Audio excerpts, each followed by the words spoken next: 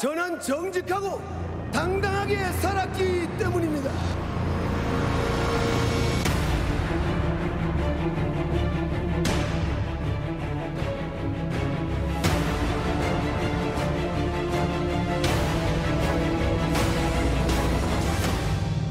새빨간 거짓말입니다, 여러분. 여러분 이거 다 거짓말인 걸 아시죠?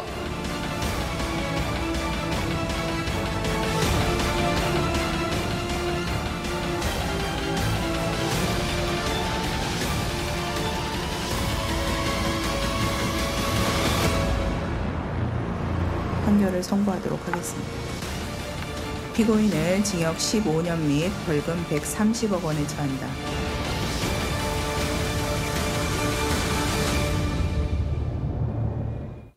네, 다스는 누구 겁니까? 이명박 전 대통령에 대한 이 질문에 대해 1심 선고가 지난 금요일 날 내려졌습니다. 1심 선고는 징역 15년에 벌금 130억 원이었습니다. 1심 선고의 내용과 그리고 의미, 오늘 이슈 완전정복에서 짚어볼까 하는데요. 함께 해주실 분 소개해드리겠습니다. 월요일 이슈 패널이시죠? 임방글 변호사님 나오셨고요. 안녕하세요. 그리고 MBC 법조팀의 임소정 기자 모셨습니다. 어서 오십시오. 고맙습니다. 자, 먼저 임소정 기자. 네. 이번 그 1심 선고의 가장 큰 의미를 짚어본다면 아까도 말씀드렸지만 아무래도 다스는 누구 겁니까에 대한 해답을 법원이 제시를 했다 이렇게 봐야겠죠. 그렇습니다. 정말 오래된 질문이죠. 한 20년 된 질문인 것 같습니다. 네. 다스는 누구 겁니까에 대해서 재판부가 다스는 이명박 전 대통령인 것이 넉넉하게 인정된다 이런 네. 표현을 사용을 했습니다. 재판부가 크게 세 가지를 집중적으로 살펴보고 난 뒤에 내린 결론인데요. 네. 일단 다스라는 자동차 부품 회사를 누가 설립을 했는지, 그리고 다스의 자금을 누가 쓰고 누가 관리를 했는지, 그리고 실제 경영은 누가 했는지 이렇게 세 가지입니다. 먼저 다스의 설립 자금을 이 전 대통령이 댔다. 이렇게 김성우 전 다스 사장이 진술을 했는데 이 검찰에서 진술한 내용을 법원이 받아들였습니다. 네, 그리고 방금 보셨듯이 사실상의 다스 설립 자금이었던 도곡동 땅 매각 대금, 아까 새빨간 거짓말이라고 했던 이 매각 대금도 이 전 대통령이 사용하고 관리를 했다. 그래서 다스 회상이 이상은 씨와 도곡동 땅의 주인이었던 김재정 씨는 사실상의 그냥 재산 관리인이었다. 이게 법원의 결론이었습니다. 차명 재산이었다는 얘기죠. 그렇죠. 예. 그리고 또 이 전 대통령이 대통령이 난 뒤에도 예를 들면 자신의 아들인 시영 씨나 조카인 동영 씨를 다스에 취직을 시키거나 자신의 대선 캠프에 있었던 강경호 씨를 이제 대표이사로 선임을 했지 않습니까? 그랬죠. 그것도 대통령이 되고 난 뒤에 했던 것이고요. 또 실제 이렇게 시영 씨의 그 급여 인상에도 관여를 했다 이렇게 판단을 한 겁니다.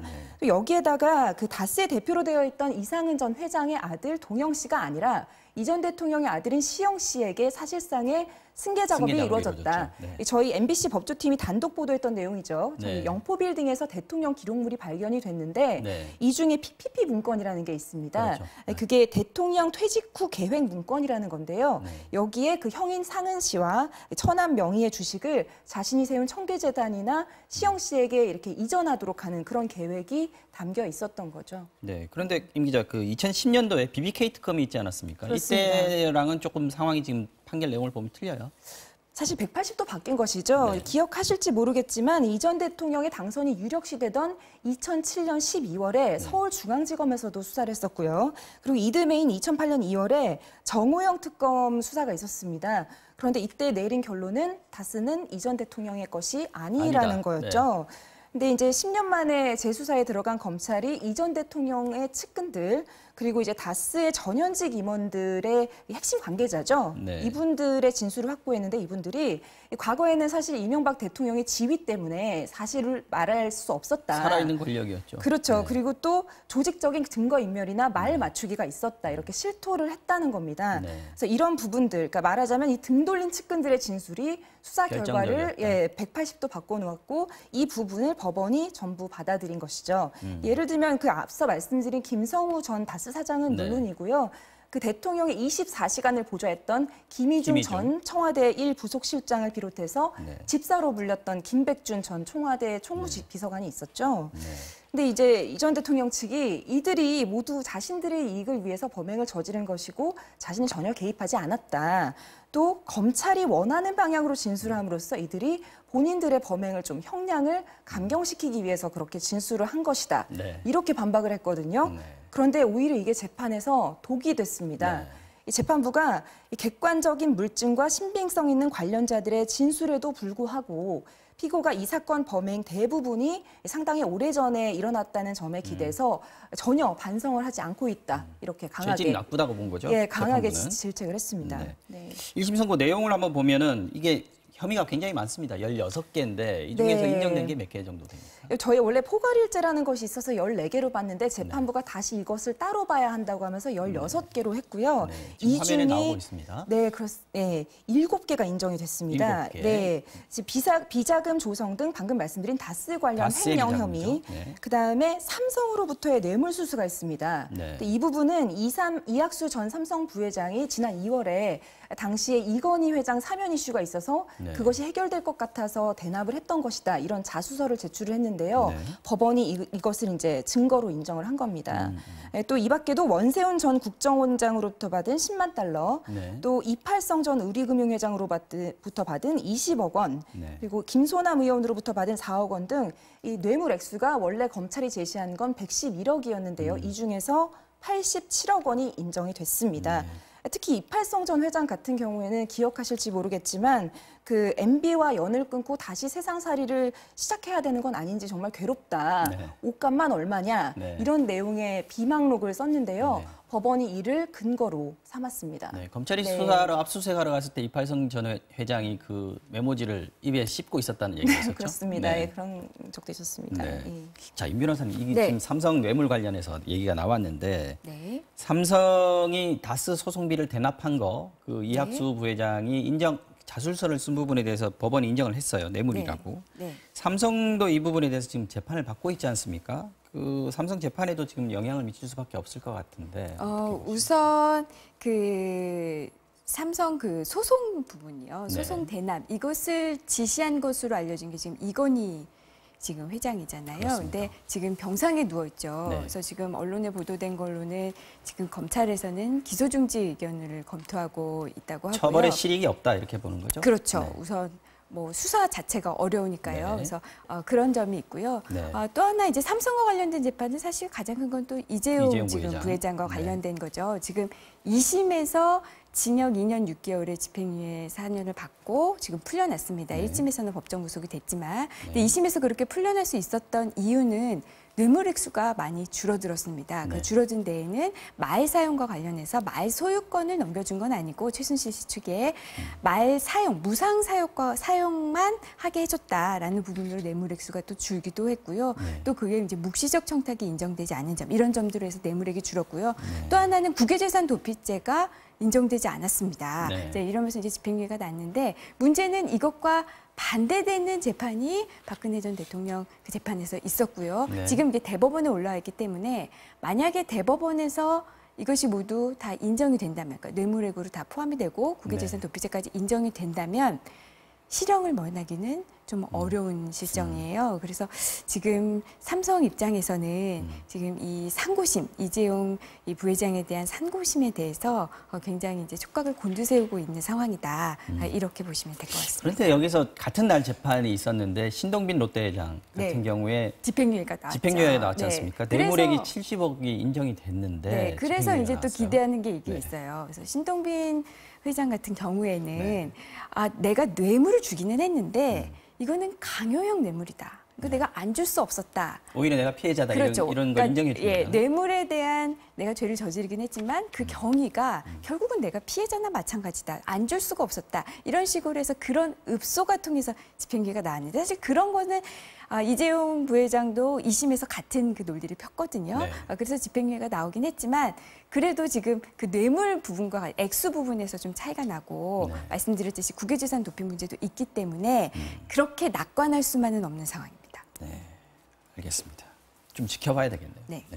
자, 뇌물죄는 유죄로 본 반면에 직권남용죄에 대해서는 또 무죄를 선고를 했습니다. 네, 자, 맞습니다. 이 직권남용죄라는 게 참 법원에서는 인정하기가 쉽지 않은 모양이에요. 직권남용죄는 사실 네. 좀 어려운 범죄입니다. 직권남용죄라는 건 공무원이 자기네 그 직권을 남용해서 뭐 의무 없는 일을 강요하거나 아니면은 권리 행사를 방해하는 것인데요.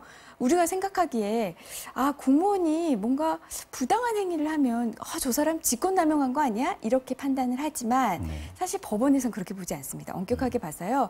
이 공무원이 자신의 권한을 남용해야 됩니다. 네.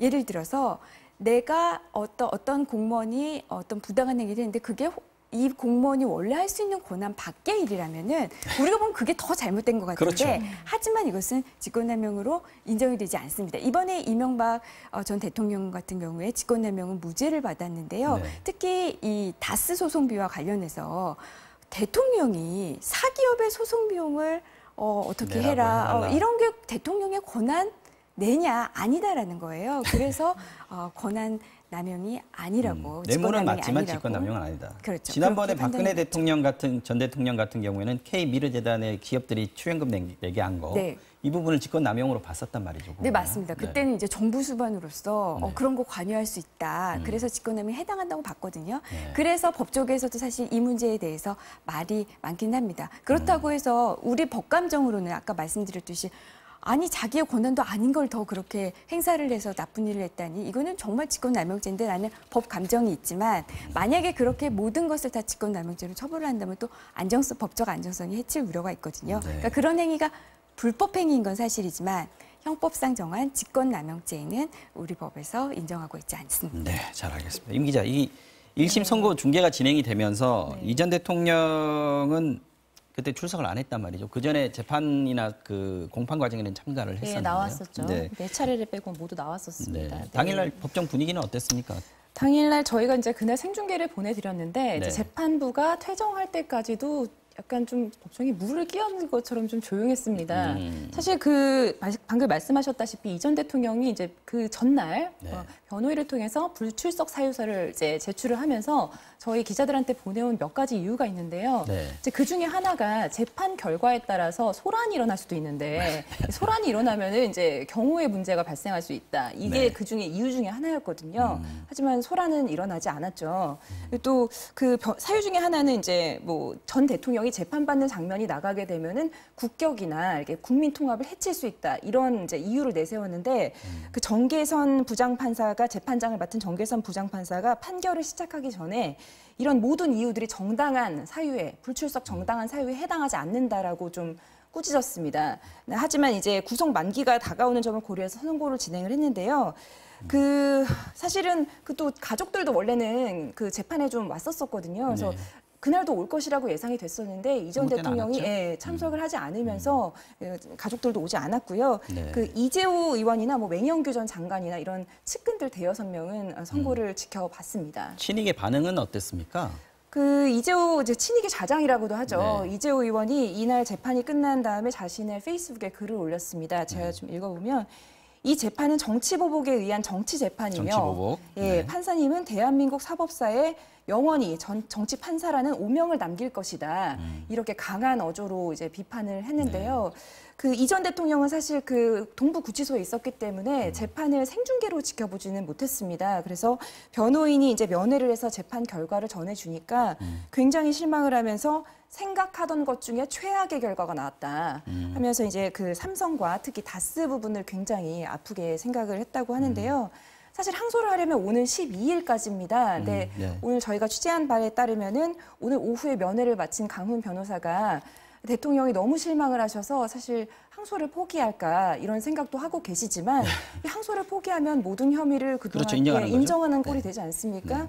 그래서 항소를 또 해야 된다 주변에서 이렇게 얘기도 검찰에서도 하고 있고요. 항소를 검찰은 하죠? 항소 의사를 밝혔습니다. 네, 그래서 오는 목요일에 아마 이 항소를 할지 말지 여부를 최종적으로 결정을 할 것 같습니다. 네. 마지막으로 임 변호사님 하나만 질문드리겠습니다. 이 130억 원 벌금 선고됐어요. 추징금도 있고요. 네. 이 전 대통령이 나는 이제 다 사회에 기부하고 집 한 채밖에 없다. 네. 이렇게 얘기했는데 벌금, 추징금 이게 납부가 가능합니까? 우선 보면은요, 네. 이 검찰이 현재 그 추징 보전으로 묶어놓은 재산들이 있어요. 아, 네, 보면은 그렇죠. 그 노년돈 자택이 공시지가가 62억 원이고요. 또 네. 차명재산으로 보이는 40억 원대 부촌 공장 부지를 추징 보전해서 묶어놓은 상태입니다. 그래서 그래도 모자라네요, 한참. 네, 그래서 또 이제 그렇다면은 지금 검찰에서는 혹시 해외에 은닉한 재산이 있는지 이걸 네. 찾아보겠다는 이제 이야기를 하고 있고요. 네. 다 찾았는데 없다.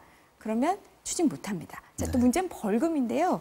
벌금이 130억이에요. 130억을 내지 못하면 추징과 벌금의 차이는요. 추징금은 돈이 없으면 정말 돈이 없으면 추징을 못하지만 이 벌금은 돈이 없으면 노역장 유치가 그렇죠. 가능합니다. 네. 그런 경우에는 지금 15년 선고 받았지만 여기에 대해서 한 3년 정도 더 3년? 늘어날 수가 네, 있죠. 알겠습니다.